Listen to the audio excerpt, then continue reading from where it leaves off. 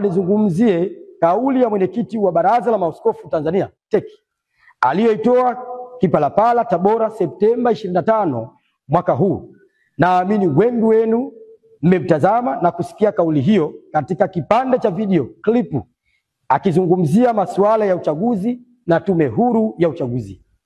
Katika ule muktadha wa kweli tatu, nyuzi zinazofuma uhai wa taifa letu, nimesikitishwa sana na matamshi yake ambayo sasa nyote mnayafahamu na nisingependa kuyarudia hapa. Yamenisikitisha sana na kwa sababu zifuatazo.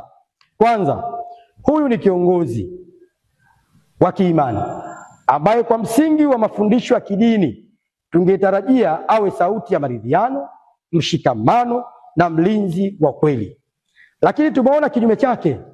Tumeona na kusikia sauti ya kutenga watu, kusahau ukweli na kujenga roho isiyo ya mshikamano, roho ambayo taifa letu daima limepigana nayo na kushinda, kwani tumeona madhara yake kwa nchi nyingine chini ya awamu ya 6 ambayo ndiyo ilifanikisha kwa mara ya kwanza katika historia ya nchi yetu mchakato wa mabadiliko ya kisheria kuhusu uchaguzi ambao ulikuwa kilio cha muda mrefu cha wadau wengi. Hii ni pamoja na kuzingatia mambo yafuatayo.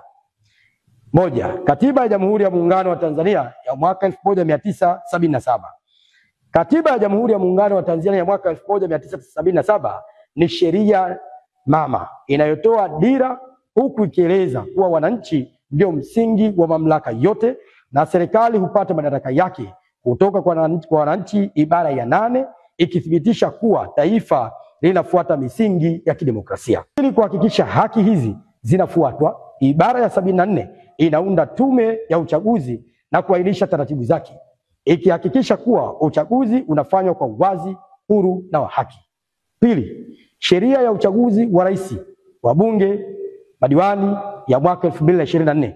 Sheria ya uchaguzi wa rais, wabunge, madiwani 2024 imetoa haki ya vyama kuwa na mawakala katika kila kituo cha uandikishaji. Viongozi wetu wa kijamii na kiimani wanapokengeuka na kusahau mambo haya, wanaingia katika mkumbo usio na afya wao wala kwa nchi, kwa kauli zenye kuleta utengano na zinazoweza kuhatarisha uhai wa nchi yetu. Ninaamini kabisa waumini wanatoa michango mingi kuwezesha viongozi hawa kutafuta na kupata taarifa za kina za mambo na mwenendo wa nchi kiuhalisia kabla kuzungumza, kwani kauli zao zina athari yake. Viongozi wetu wa dini wawe na kauli zenye kuleta watu pamoja, zenye kuponya, badala ya kauli za kutenga, za marufuku, za kutisha na za hisia. Uchaguzi wa 2019, 2020, 2024 haukuwa wa halali wala wa haki. Unamhakikishiaje mwananchi huyu kwamba uchaguzi mkuu utakuwa halali? Tangu uchaguzi wa serikali za mtaa ufanyike bado hata miezi 6 haijapita. Leo unawezaje kuhakikishia watu kuwa uchaguzi mkuu utakuwa wa haki? Kasoro zilizobainishwa uchaguzi wa 2024 hazijarekebishwa wala kujibiwa. Kasoro kama za watoto kuandikishwa, watu waliofariki au kupotea kuandikishwa hazijajibiwa. Hakuna aliyesema huyu mnayesema alifariki huyu hapa, hatujaonyeshwa. Pia wahusika bado hawaoni. Vyombo vya ulinzi na usalama kama sehemu ya uchaguzi ni shida na kasoro. Tume ya uchaguzi, tume ya sasa haifai. Kama ndio walioharibu uchaguzi wa 2024, kwanza wana ukakasi katika kutasfiri kwao kanuni za uchaguzi.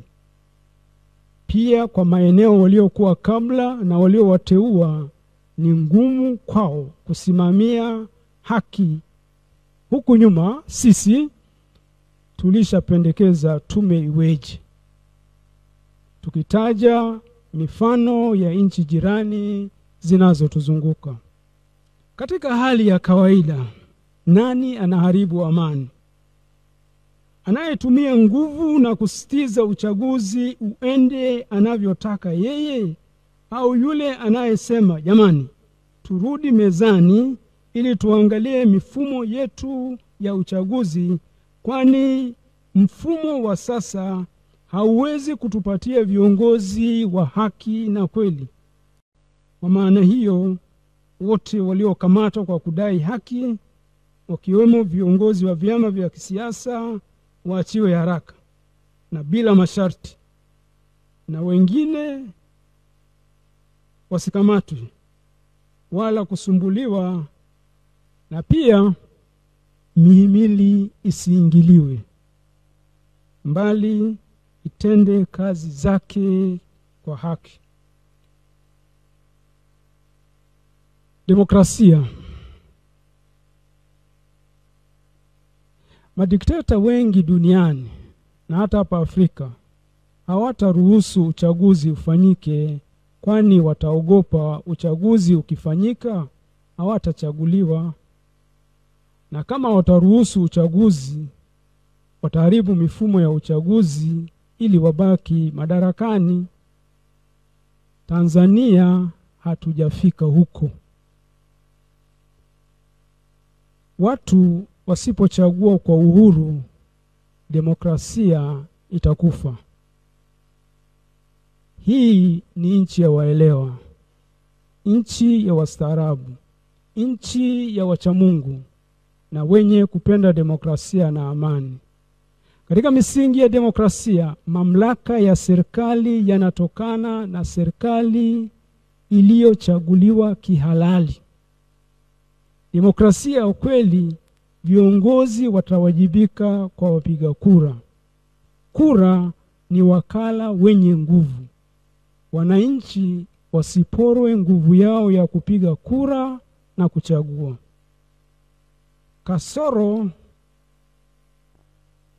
zilizojitokeza zinapaswa kurekebishwa haraka, na kukiwa na nia ya dhati kutoka kwa wahusika, muda unatosha kabisa kufanya hayo marekebisho kabla ya uchaguzi mkuu.